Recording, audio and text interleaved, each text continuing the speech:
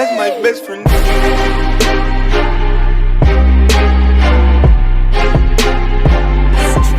That's my best friend. Shalom, family. Looks like I'm back a lot sooner than I had planned, but that's just the way things go. Today, I'm going to talk about Shabbat keeping. One of my subscribers who's been following me for quite a while, even on the older channel, her sister Chelly, and she had a question, about Shabbat, and asked me would I do a lesson on it, and I told her that I would. And so in these days, we need to be men and women of our word. If you say you're going to do something, do it. And so as soon as I got caught up, well, here we go. We're going to do this, okay? Now, family, listen. Just as in the days of our forefathers, there were scribes and Pharisees, and we have them today. These are people who think that they can live strictly and totally by the letter of the law, which they'd have to be crazy to even think that, because you can't. If we could, there would have been no need for Mashiach. The law couldn't save.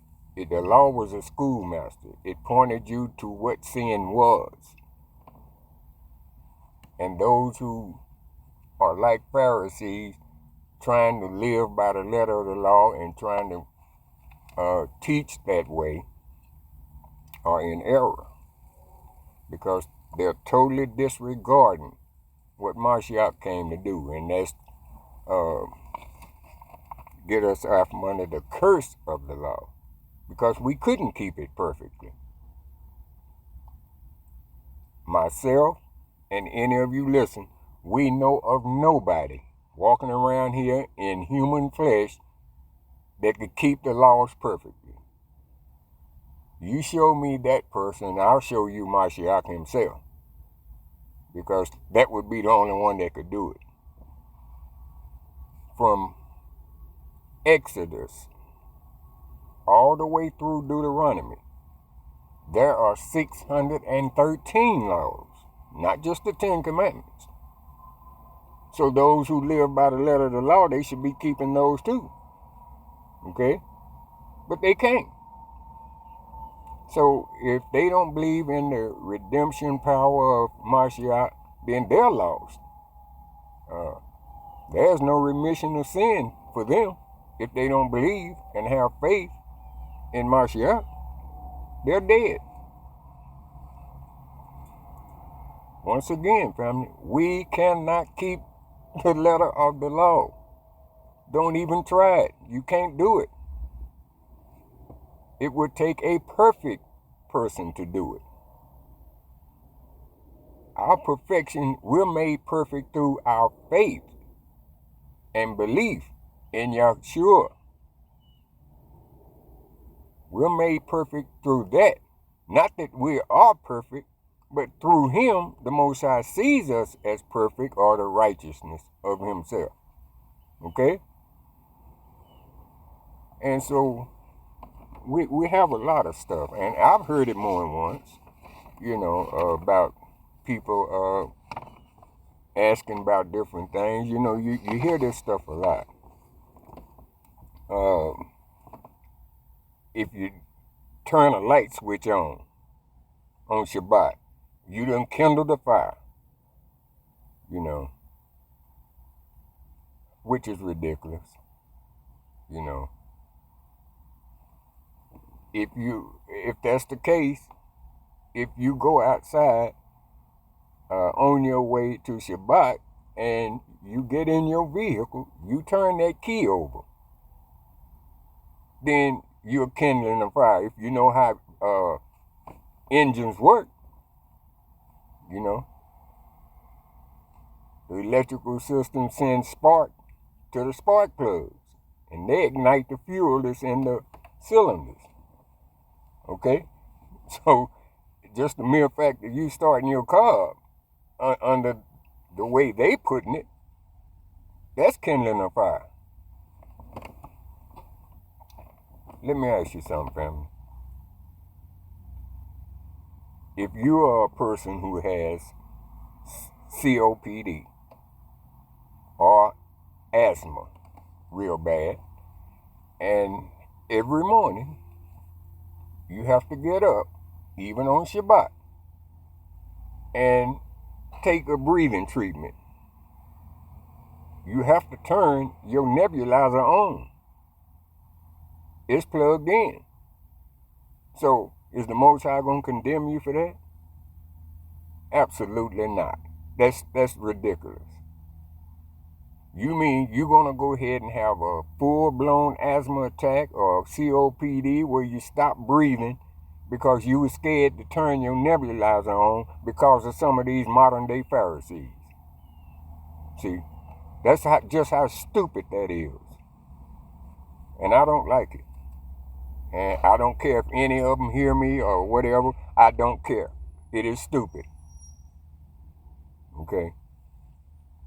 Now, the question the sister asked was, is it okay to warm her food on Shabbat?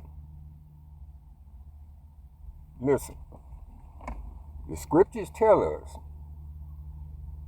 and you know, you have to have common sense with this thing and use wisdom, family.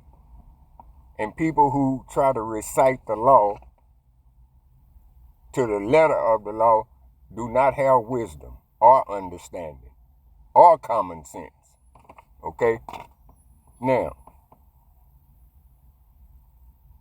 the scriptures tell us not to cook on Shabbat. That's true. No doubt about it.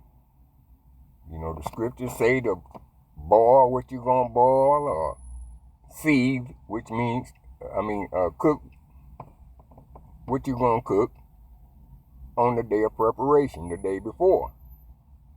Okay. If you cook your meal on Friday and you're saving it for Shabbat, that meal is fully cooked. Okay? You can't re-cook it. It's already cooked. Cook means taking something from its natural state and changing it. The food is raw at first, and then you cook it. It's fully cooked. So, warming your food does not constitute cooking. Okay? It's already cooked. It's not like you getting up and starting from scratch and, start cooking, peeling your potatoes and doing all this. The meal is already prepared. It's already cooked, fully cooked. And you warm it up. In today's technology, we got all kind of toaster ovens or whatever. Just to warm the food. You're not cooking it. You can't re-cook that food. It's already cooked. Now, to re-cook something means to start over.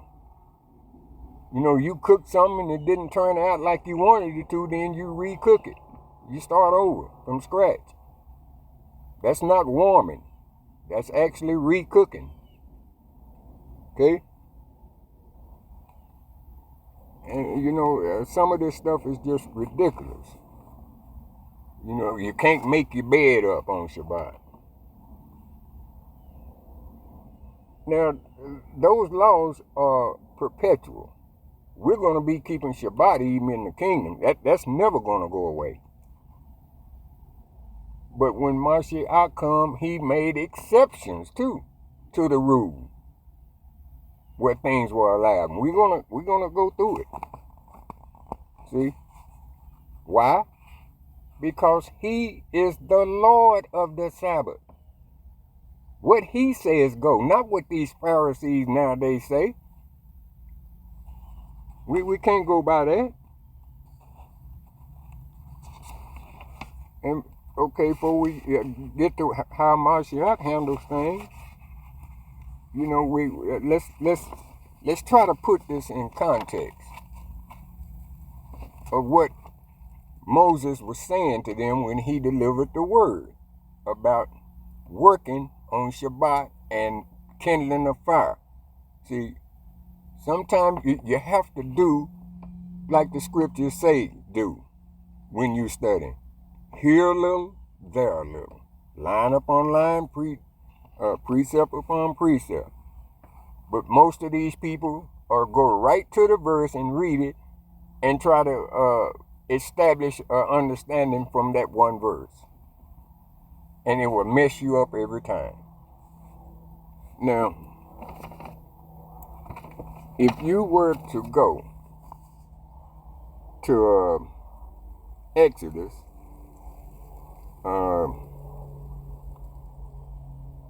from chapter 25 to chapter 34, in those chapters are telling you what the children of Israel were doing.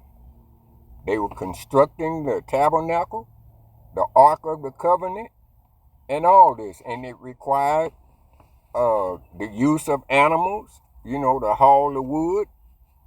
It required them kindling a hot enough fire to melt gold and silver. They had to make all the furnishings of the tabernacle. This is what they were doing in those chapters, from chapter 25 all the way through chapter 34. You'll see everything they were doing. Okay, in construction of the temple, of the tabernacle, and the furniture and things that was in it. Also the ark. So they had goldsmith, you know, silversmith, people who worked with metals, had carpenters, everything. Those who kindled the fire, like blacksmith, you know, to get it hot enough to melt gold. These are what these people were doing. Now, if you go to Exodus, the following chapter, after 34, go to Exodus 35, and you'll see Moses was actually just reminding them not to try to do none of that work. Even though it was building the tabernacle, the Most High said not to work on that day. Even something as important as building the tabernacle and the Ark of the Covenant. The Most High wanted them to have that day off. He wanted their beast of burden to have the day off. You don't put your ox to work, or your donkeys, or whichever animal you use to haul wood and metal and all that. They even had a day off. The servants and the strangers, they had a day off. You know. And this was during the construction of the tabernacle and the temple. So you have to keep this stuff in context. Let's read it. Exodus 35, verse 1 through 3. And Moses gathered all the congregation of the children of Israel together, and said unto them, These are the words which the Most High commanded that you should do them. 6 days shall work be done. That's the work they were doing in chapters 25 to 34. And on the 7th day shall be to you a holy day, a Sabbath of rest to the Most High. Whosoever doeth work therein shall be put to death. Okay? Verse 3, you shall kindle no fire throughout your habitations upon the Sabbath. All right? Habitation, most people think that means just specifically your home. No, it's the habitation where the children of Israel were, where they dwelled at. They dwelled in the wilderness, you know, in a certain area. They had tents. So it's they don't even do it. You know, you'd have to go out and if they were going to try to work and continue building on Shabbat, it wasn't allowed. Because they would have to kindle a fire hot enough to melt the gold and all that. They would have to use the animals to haul it. And the Most High said, no, you don't do that. Okay? And the law isn't done away with it, family, but Mashiach came to fulfill it and to redeem us from the curse of it. And this is what Old Testament only people can't see. Okay? So they try to lead people by teaching the law, which the law can't save you. You know, we've been told what saved you. And that's the acceptance, belief, and the following of Mashiach. If you do those things, you do well. Because if you're a follower of Mashiach, then you're not going to be a lawbreaker. Just follow his example. We'll get to some of those examples. Okay?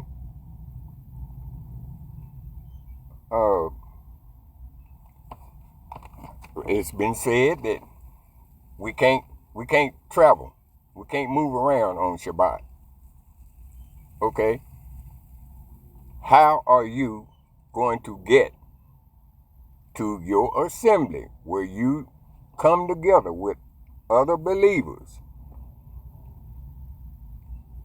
and celebrate the Sabbath without leaving your home? Okay?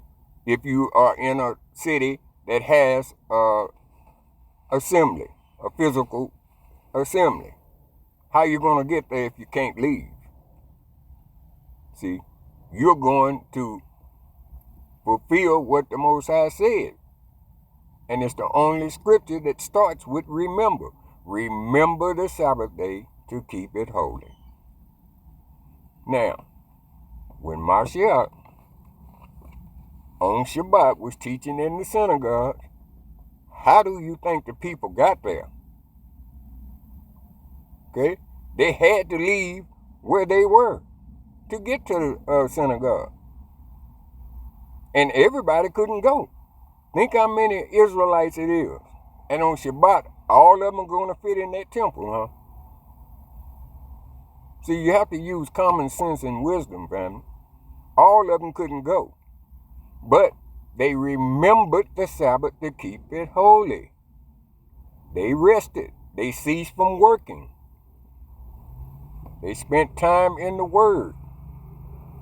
Okay? Now, if you have a local assembly, surely I would advise you going, because then you're surrounding yourself with people of like mind. Because we're surrounded even in our families we're surrounded by people who don't believe. So it does us good to assemble ourselves with other believers and be in the Word. Okay? Having a convocation. That's the purpose of that, for us to keep uplifting each other and keep us all strong in the faith. So yeah, that's a good thing. Or if you have a home group at home, you still assembling. If you have some kind of program where you can be on online and everybody's joined in online, you know, then you can do that. But the main thing is to remember the Sabbath, to keep it holy. Now, far as the work go, now, you don't go outside on Shabbat and cut your grass, nor do you have any of your children do it. You know, you should give them a day of rest. Don't send them out there to cut the yard. Just have them put it off. No, you can do that tomorrow. See, you don't want to be doing anything that is considered real work. But there's an exception to that too. See, because if I don't explain that, then these Pharisees will jump right on that too. Okay, we're gonna go through all of it, family. We just got to put this stuff to bed right now. You know, because it's confusing people.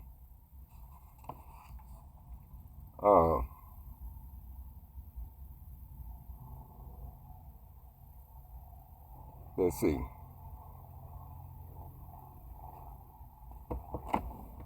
I'm trying to think what I need. I'm going to need to read this verse so we can kind of stay on track and get an understanding. Let's go to James, chapter 2, and verses 8 through 11. If you fulfill the royal law according to the scripture, thou shalt love thy neighbor as thyself, you do well. But if you have respect of persons, you commit sin, and are convinced of the law as transgressors of the law. For whosoever shall keep the whole law, and yet offend in one point, he is guilty of all. For he that said, do not commit adultery, said also, do not kill. Now if thou commit no adultery, yet if thou kill, thou art become a transgressor of the law. See, these law keepers, or so-called law keepers, that we have around nowadays in Israel, if they offend in one point, they've broken them all. Because they have no redemption in Mashiach. One thing, they don't even believe in him. They cannot live by the law, family. I'm telling you now, they can't. If they were truly people who live by the law, then why aren't they, when they catch some woman and man in adultery, how come they not stoning them to death? That's what the law say to do. Then why ain't they doing it? See, ask them that. Since y'all are law keepers, y'all live by the letter of the law, when you see somebody that is sin that is committed, that is worthy of death, why aren't y'all putting them to death? After all, you know, y'all keeping the law. Huh? Why you don't do it? Because in the laws of this land, you're going to prison. But, I mean, if you're a keeper of the law, then it shouldn't matter if you go to prison or not. You know, you was keeping the law. So you went on and put them to death. See, we are to obey the laws of the land unless they contradict what the Most High says. Okay, like, once again, I have to say, you have to use wisdom and understanding. Okay? Matthew, chapter 22, verse 36 through 40. Master, which is the great commandment in the law?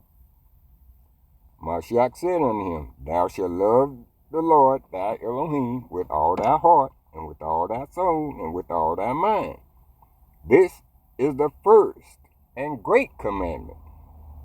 And the second is likewise unto it, thou shalt love thy neighbor as thyself. Verse 40 says, on these two commandments hang all the law and the prophets. Okay, see, that's why Mashiach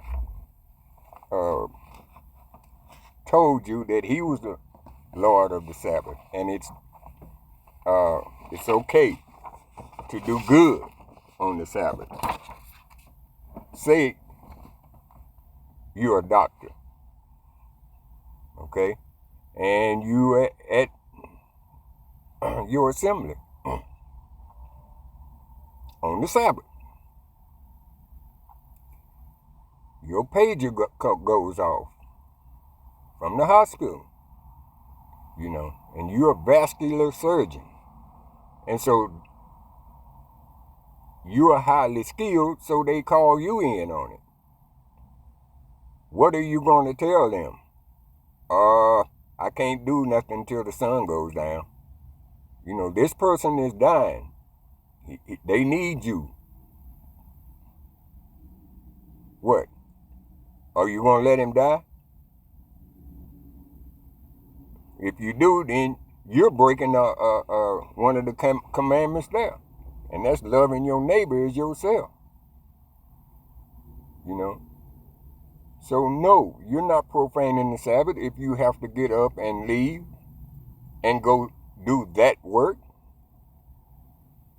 Or you on your way to Shabbat and you see an old lady stranded, her done had a flat, she can't change it, and you stop and jack the car up and change the tire for her and then continue on your way. That's not profaning the Sabbath. You're not working for gain. You're just doing good on Shabbat. Okay? Now, let's go to, we'll let Mashiach explain this more thoroughly than we can. Let's let the scriptures do the talking. Okay? So let's go to Matthew. We're going to go to Matthew 12, and we're going to read 1 through 12.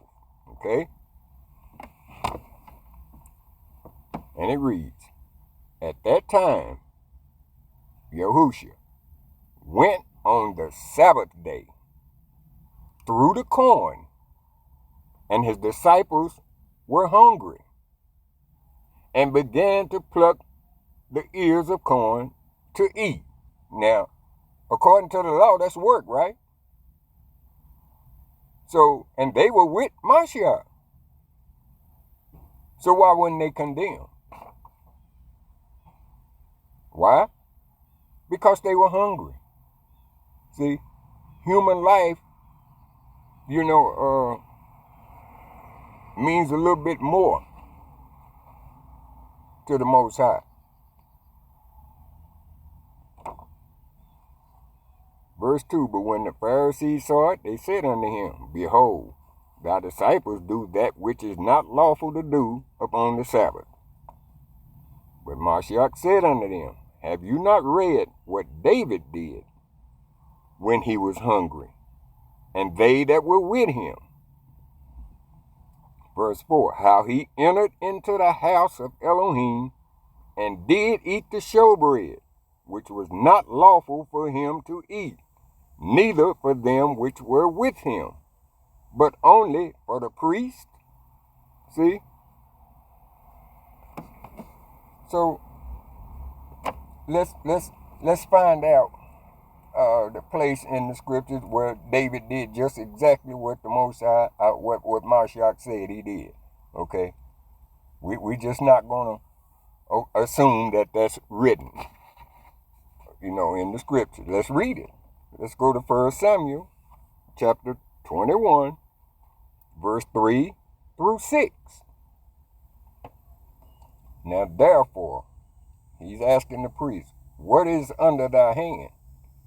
Give me 5 loaves of bread in my hand, or what is present.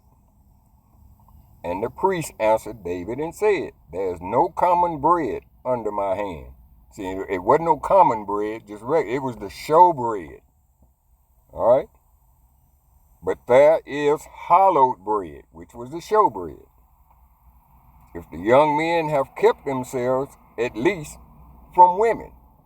You know, the young men wasn't defiled or nothing. And David, well, let's go to verse 5. And David answered the priest and said unto him, of a truth, women have been kept from us about these 3 days since I came out. And the vessels of the young men are holy, and the bread is in a manner common. Yea, though it was sanctified this day in the vessel. Verse 6, so the priest gave him the hallowed bread, which is the showbread, for there was no bread there but the showbread that was taken from before the Most High to put hot bread in the day when it was taken away. So we see that David ate the showbread. Him and them that was with him, that was unlawful, okay? And it was really unlawful for the priest to give it to him. But they were not judged for that. Why? Because they was hungry and there was nothing else in there to eat. No common bread. Only the showbread. See, that's where the exceptions come in. This is where grace and mercy abound through Mashiach. For he is the Lord of the Sabbath. Okay? So we see right there where that took place.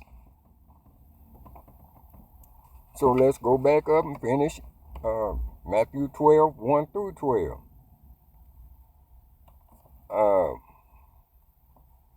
Let's go to verse 5. Or have you not read in the law how that on the Sabbath days the priests in the temple profane the Sabbath and are blameless? See, now, when the law was passed down that you shall do no work on the Sabbath, that was across the board. It didn't say thou shalt not do no work on the Sabbath except for the priest. That was all across Israel, across the board, everybody included. But the priests had to work on Shabbat because they had to prepare the temple for sacrifices, offerings, or whatever. So they had to required to work on Shabbat. And what did Mashiach say? Have you not read in the law how that on the Sabbath days the priests in the temple profane the Sabbath and are blameless? You get that? They're blameless. See? Mashiach letting you know, along with the law also comes mercy. See? Verse 6 says, but I say unto you, that in this place is one greater than the temple. But if you had known what this means, I will have mercy and not sacrifice. You would have not condemned the guiltless. See? Verse 8, for the Son of Man is Lord even of the Sabbath day. In other words, Mashiach said, I'm running this. You don't get to dictate what profanes the Sabbath and what don't. I'm running this. I'm the Lord of the Sabbath. Okay? And if I'm not holding them guilty and stuff, then shut your mouth. You're not running nothing, Pharisees. That's in so many words what he's telling them.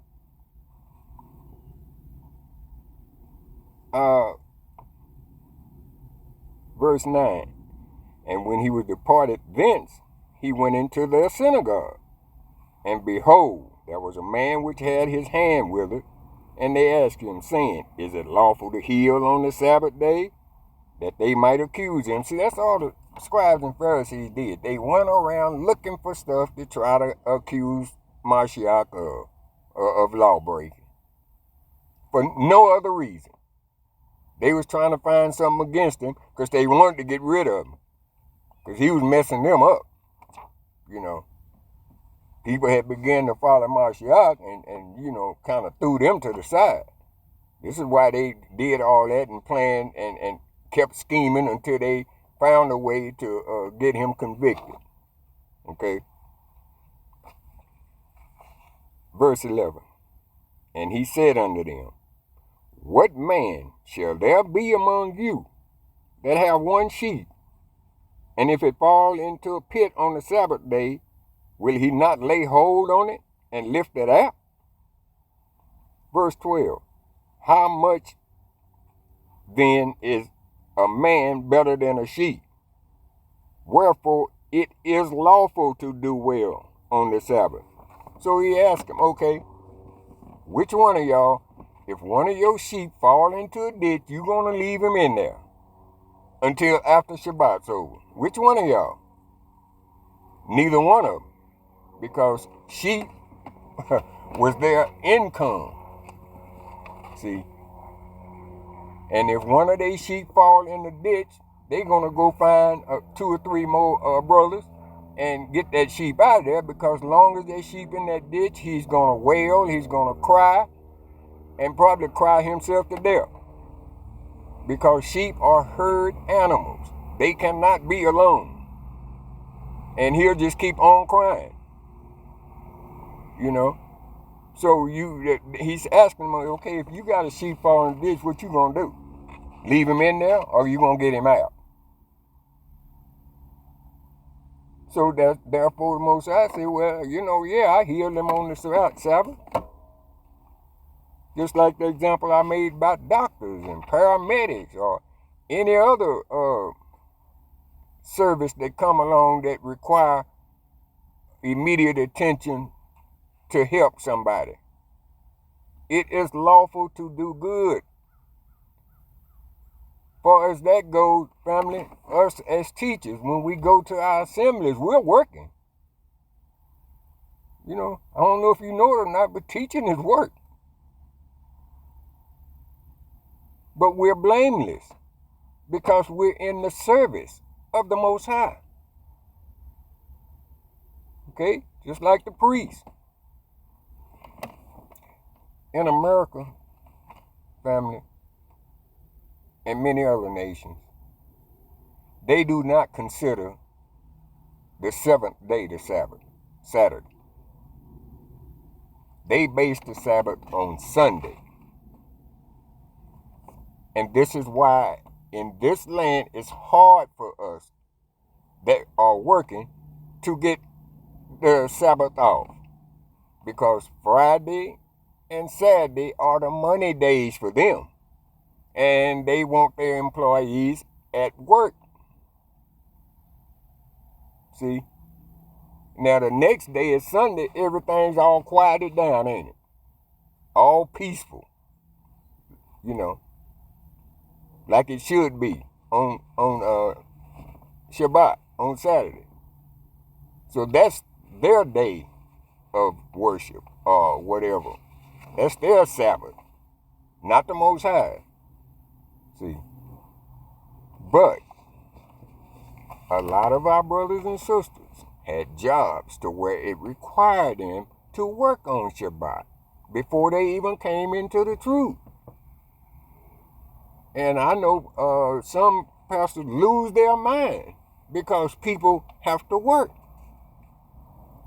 And they had the job long before they came into the truth. They can't just up and quit.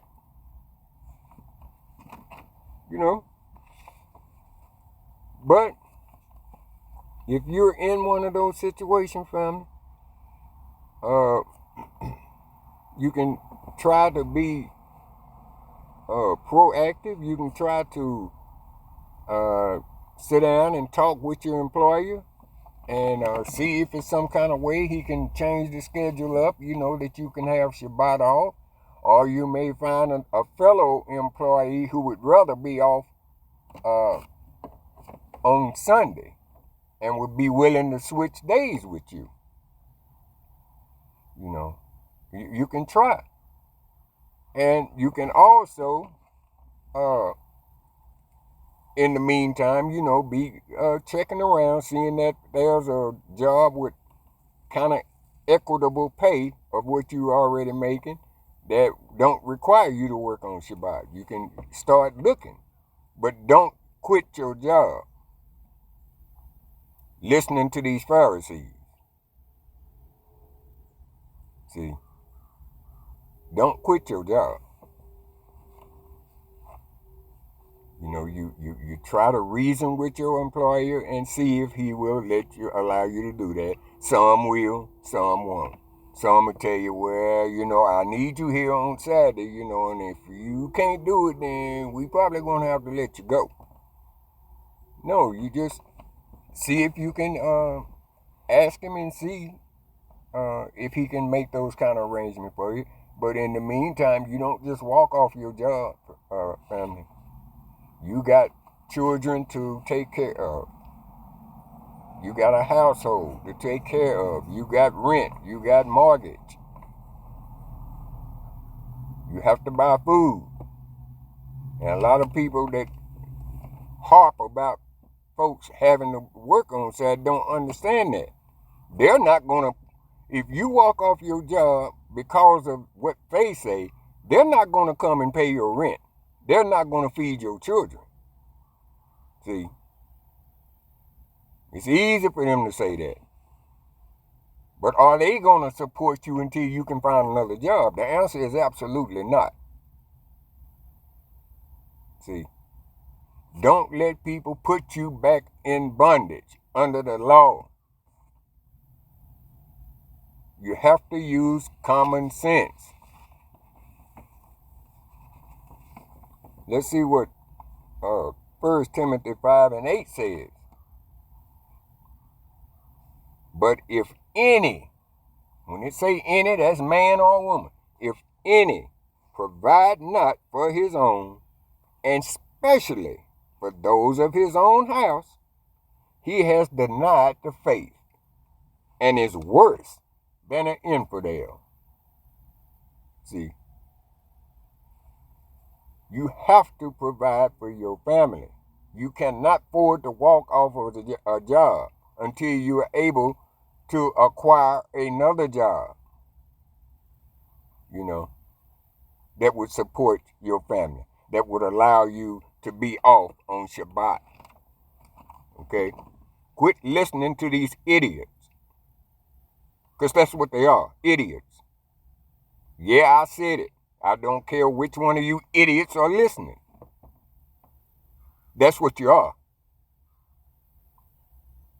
You think you're a keeper of the law, but you're not. Proverbs chapter 4, verse 7. Wisdom is the principal thing. Therefore, get wisdom, and with all thy getting, get understanding. See, it requires wisdom when you're dealing with things like that, family. You know, of course, you know, we don't want to forsake the assembling together. I mean, I like assembling, you know, with my fellow brothers and sisters, because it's the only time, only day you can get around people who are like-minded. You know, even in your own home, you have nobody there that's like-minded. So if you got an assembly that you can go to, of course go, where you can, you know, sit there with your real brothers and sisters. See, we ain't talking about biological, your real brothers and sisters. And that's how Mashiach classified us. When they told him his mom and his brothers and sisters were outside wanting to speak with him, and he asked them, he said, well, who is my mother and brother and sister? Then he pointed to the disciples. See those over there that obey the commandments and follow? Those are my sisters and brother and mother. See? So when you congregate with your sisters and brothers in Mashiach, that is your real family. Okay? Not taking away anything from your biological family. But as far as Mashiach concerned, those are your family. See? The Pharisees, back then and now, they always looking to accuse somebody of breaking the law. See, if you look in Matthew chapter 28, where this woman was caught in adultery, and the Pharisees and stuff drug her around there to where Mashiach was. This woman was caught in adultery.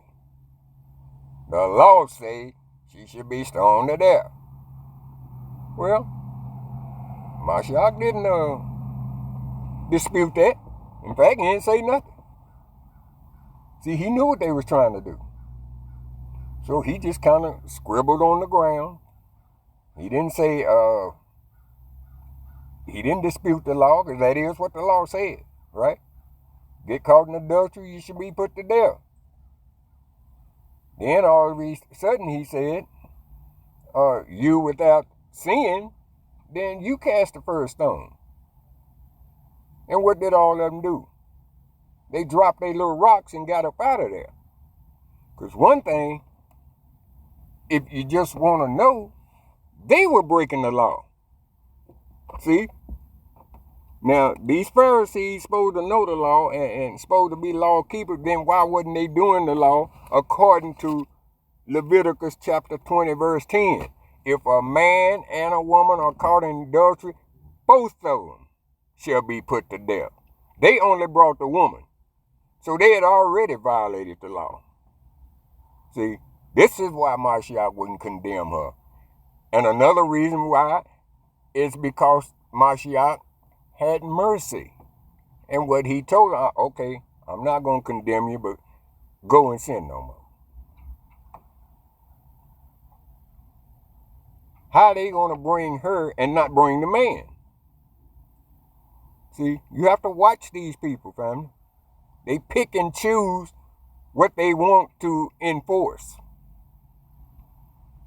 As of today, we have them in this awakening. They pick and choose things. You know. Can't leave the house on Shabbat. How you gonna get to your assembly?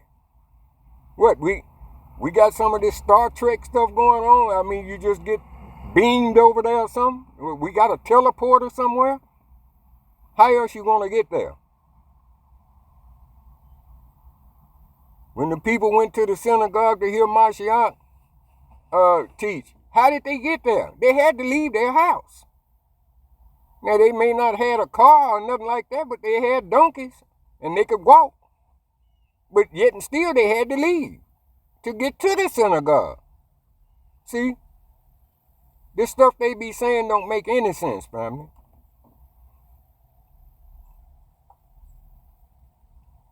There are people who cannot eat cold food without it making them sick.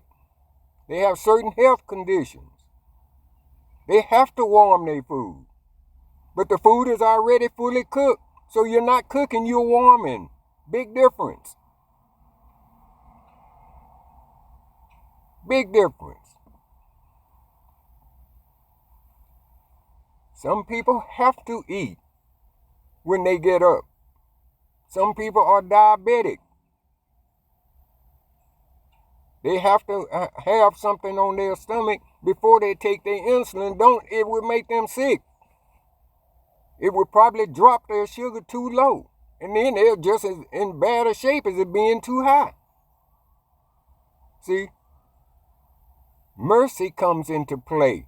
This is why Mashiach said the things he said in Matthew 12. I am the Lord of the Sabbath. See, I establish the rule. See? Family? There's a very simple word that people don't get.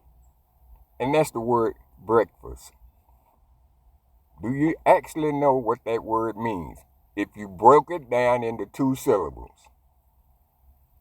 When we go to sleep at night and we sleep those 8 hours, we're fasting. You're on an 8-hour fast. When you wake up in the morning and you eat that first meal, what are you doing? You're breaking your fast. That's why it is called breakfast. Break fast. Just say it together. Break fast. That's what you're doing. You're breaking your fast. A lot of times when you're going to have some kind of blood procedure going at the hospital, they'll tell you to fast that night before. Don't eat or drink anything. You're fasting. Or if you were doing a fast according to the feast day, the day that you come off that fast, you're breaking fast. Okay? Meaning you resuming eating. And like I say, some people cannot eat cold food. When you prepare your meal previously on Friday, you have fully cooked that meal.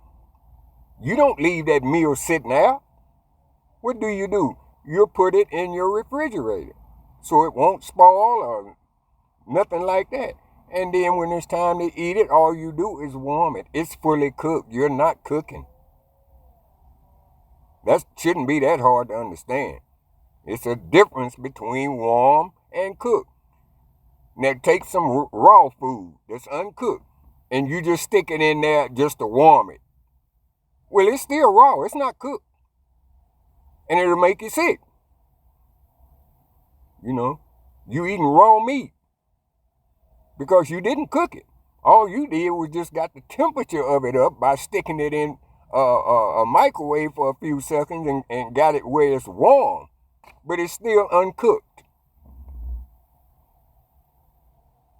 When you cook food, it changes the whole composition of that food. It is fully cooked. On Friday, you fully cook your meal. It is okay to warm it. Y'all don't kill no fire on Shabbat. Okay, well, let me give you an instance where you have to. Say, like where I live in Texas, this past winter was brutal. It was one of the coldest days that's ever happened here in the last 30 years. I know, I'm a native Texan. Very cold. Fortunately, we didn't lose power or nothing. But if we had lost power, we get up on Shabbat and our house is cold. Well, we stay in total electric houses, which most, if not all, total electric houses have wood-burning chimney, fireplace.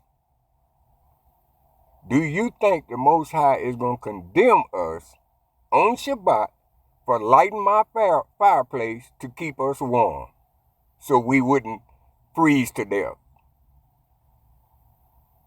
We had to kindle that fire, didn't we? We had to light the fireplace. See? Is that not kindling a fire? Lighting a fireplace definitely is kindling one. Because one, you sit the wood up on the rack, and then you put smaller pieces of wood that are more combustible, and they burn easier to start the bigger logs to burn. And that wood is called kindling, okay? But you think we profaning the Sabbath because our house is dead cold. It's probably 8-9 degrees outdoors or below. Your house get cold very quickly. And so you mean to tell me, Pharisees, that I can't light my fireplace to keep warm on the Shabbat? You think that you're crazy. So all I'm saying, family, use wisdom. Follow the wisdom of Mashiach, especially in Matthew 12. Follow his wisdom, not the man. Don't let no man put you back in bondage. Okay? That's what they're doing. Putting you back in bondage. Causing you undue worry and stress. I don't deal with them at all. You know, you one of these Pharisees that don't come to my channel with that mess, because I will block you immediately. Okay? You're not going to put me back in bondage. I won't even listen. I won't entertain it for 3 seconds. Okay? All right, family. Sister Kelly, I hope you're listening and, got the understanding here. Okay? Okay, family. I'm out of here. Shalom.